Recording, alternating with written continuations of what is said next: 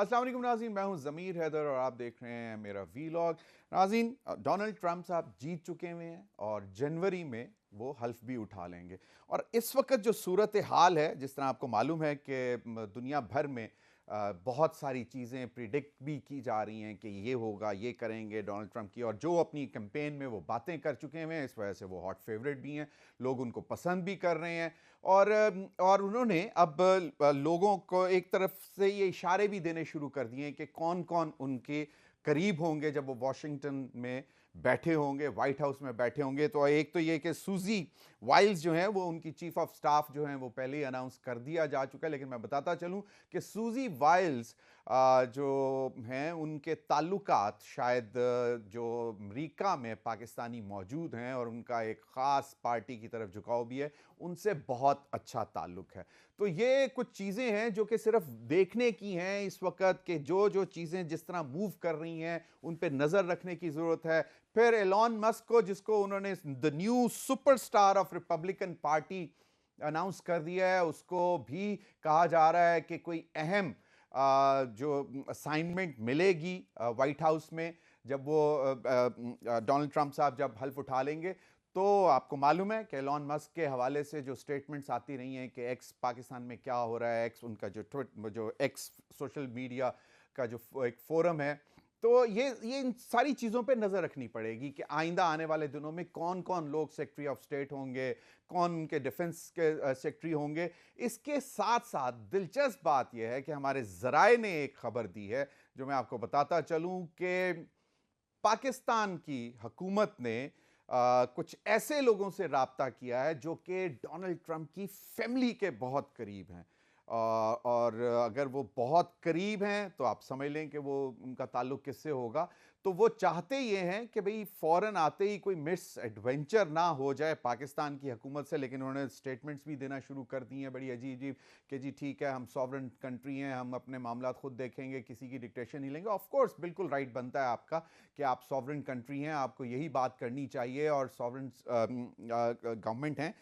लेकिन international relations में diplomacy भी एक चीज़ होती है जिसको साथ लेकर चलना चाहिए। आप बेसिकली खुद उनको जो है इस वक्त उस तरफ लेके आने की कोशिश कर रहे हैं जो कि अभी तक उस किस्म की कोई बात हुई नहीं। तो इस किस्म की स्टेटमेंट्स का आना शायद वो काउंटर प्रोडक्टिव हो सकता है पाकिस्तान के आइंदा वर्किंग रिलेशंस अमेरिका के साथ। तो लेकिन वजीर आजम तो कह चुके हैं कि हम बहुत अच्छा वर्किंग रिलेशन चाहते हैं और उनकी कोशिश भी होगी। और अब इस वक्त as we speak diplomatic efforts शुरू हो चुकी हुई हैं। आपका फॉरेन ऑफिस जो है वो हेक्टिकली काम कर रहा है, उन लोगों को अप्रोच करने के लिए कोशिश कर रहा है कि जो लाइकली डोनाल्ड ट्रंप के साथ पावर में आके बैठेंगे, उनके जो हैंड पैक्ड लोग होंगे, चाहे वो सेक्रेटरी ऑफ स्टेट हों, डिफेंस सेक्रेटरी हों और दीगर लोग हों, उनके साथ राब्ते बढ़ाने की कोशिश की जा रही है कि किसी ना किसी तरह वजीर आजम शहबाज शरीफ साहब का एक टेलीफोनिक राब्ता हो जाए।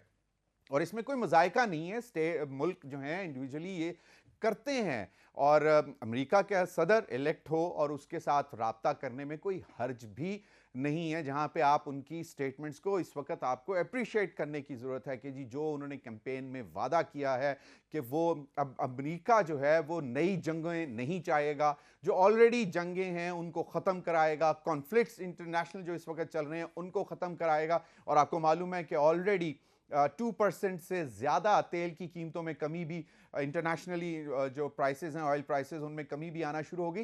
तो ये चीज़ें अप्रिशिएट करने की ज़रूरत है, ना कि आप ये कहना शुरू कर दें कि जी हम देखेंगे, अब ये वो वक्त नहीं है कि हम एब्सोल्युटली नॉट ना कह सकें, हम अभी भी कह सकते हैं अपने आप को सॉफ्ट। आपकी बातें सही हैं लेकिन ये वक्त नहीं है अभी ये बातें करने का। आपको अब नजर रखनी है कि कौन कौन करीब है, उनको आप अप्रोच करें, उनके साथ डिप्लोमेटिकली उनको हैंडल करें। आपकी वॉशिंगटन में जो एम्बेसी है वो भी इस वक्त यही कोशिश कर रही है। तो सियासी लीडरशिप को पाकिस्तान में इस वक्त कोशिश ये करनी चाहिए कि किस तरह आप उनके गुड बुक्स में आए। गुड बुक्स में आना भी मतलब इतना जरूरी नहीं है, लेकिन फिर भी एक अगर आप कहते हैं कि आपको एक अच्छा वर्किंग रिलेशन चाहिए तो उसके लिए कुछ ना कुछ बिल्ड करने की जरूरत है। जिस तरह मैंने पहले आपको खबर एक दी कि पाकिस्तान की तरफ से, पाकिस्तानी हुकूमत की तरफ से सीरियस एफर्ट की गई है कुछ ऐसी शख्सियात को अप्रोच किया गया है जो कि डोनाल्ड ट्रंप की फैमिली के बहुत करीब हैं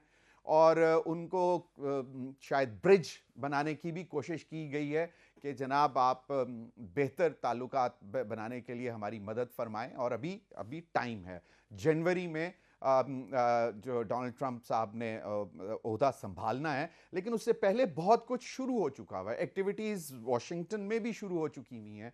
आपका एम्बेसी भी वाशिंगटन में कोशिशें कर रही है और यहां पर भी आपको फॉरेन ऑफिस को, मैं हमेशा कहता होता हूं कि फॉरेन ऑफिस को मिनिस्ट्री नहीं, फॉरेन ऑफिस को एज ए थिंक टैंक करना चाहिए, काम करना चाहिए। आने वाले दिनों को देखना चाहिए कि कितने अरसे में क्या चेंजेस हो रही हैं दुनिया में, कहां पे किस तरह आपको अपना अलाइनमेंट करनी है, किसके साथ अलाइंस लेकर चलना है, किस हद तक क्या स्टेटमेंट देनी है। तो ये foreign office as a think tank काम करता है और बताता है कि जनाब ये इस तरह आगने वाले दिनों में ये लोग मुतवक्के हैं जो कि आ सकते हैं। आप नाम प्रोबेबल सामने रखें। आप बेसिकली आपको चाहिए कि जितने एम्बेसडर्स जो हयात हैं और जो वाशिंगटन में सर्व कर चुके हुए हैं पाकिस्तान एम्बेसी में, उनको बुलाएं, उनके साथ बैठें, उनसे मशवरा करें, एक बाकायदा वर्किंग पेपर बनाएं, तैयार करें और उनके साथ नाम शेयर करें प्रोबेबल्स के कि जी ये लोग फलां फलां ओहदों पे आ सकते हैं, तो इनको किस तरह अप्रोच करना चाहिए, किस तरह इनसे बातचीत करनी चाहिए, ताकि मामला जो हैं आप वेल प्रिपेयर्ड हों। जब भी आपका एक दूसरे के साथ आमना सामना हो तो आपको पता हो कि कौन सा बंदा ट्रंप एडमिनिस्ट्रेशन में किस माइंडसेट से आ रहा है और उसके साथ किस तरह उससे बात करनी है। चे जाए कि आपके वज़रा या आपके एडवाइज़र जो हैं वो इस किस्म की स्टेटमेंट्स देना शुरू कर दें जिससे बेसिकली आप उनको अनॉय कर रहे हैं। आपको मालूम है कि इस्लामाबाद में अमेरिकन एम्बेसी के ऑफिशियल्स बैठे हुए हैं, वो आपकी एक एक चीज़ को नोट कर रहे हैं और अभी उस चीज़ से आप निकले नहीं कि आप लोगों ने अभी ट्वीट्स डिलीट करना शुरू की हुई हैं कि आप उससे बढ़कर उस किस्म की स्टेटमेंट्स देना शुरू कर दें जो कि बेसिकली आपकी बेसिक डिप्लोमेटिक नॉर्म्स के खिलाफ हों और आपको आइंदा आने वाले दिनों में नुकसान भी पहुंचा सकें। तो बहुत सोच समझकर इंटरनेशनल डिप्लोमेसी में आपको हर कदम बहुत सोच समझकर और उसके नतायज, दूररस नतायज को सामने रखते हुए स्टेटमेंट देनी चाहिए ताकि कोई परेशानी ना हो। अब तक के लिए इतना ही। अपना ख्याल रखिए। अल्लाह हाफिज।